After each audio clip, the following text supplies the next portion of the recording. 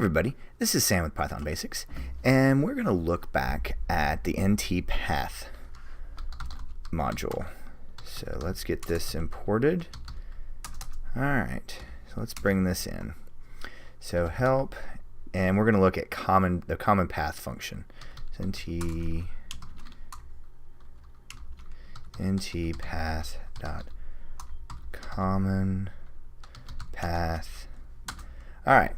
So paths, given a sequence of path names, return the longest common subpath.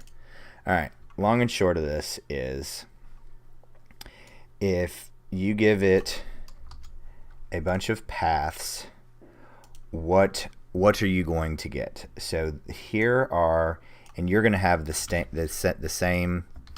setups where you are in relation to your directory that has Python.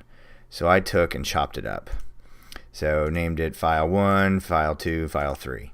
So then we are going to, the base equals ntpath.commonpath.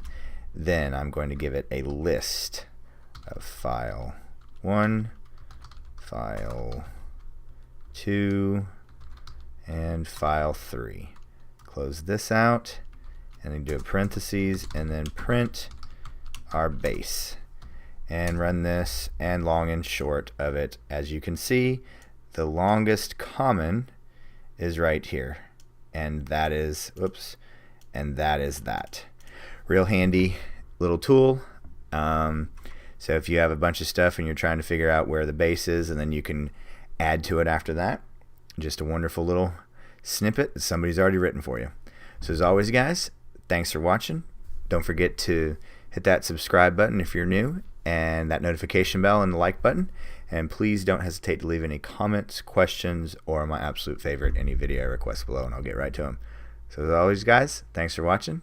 Stay tuned, and we'll see you next time. Bye, guys.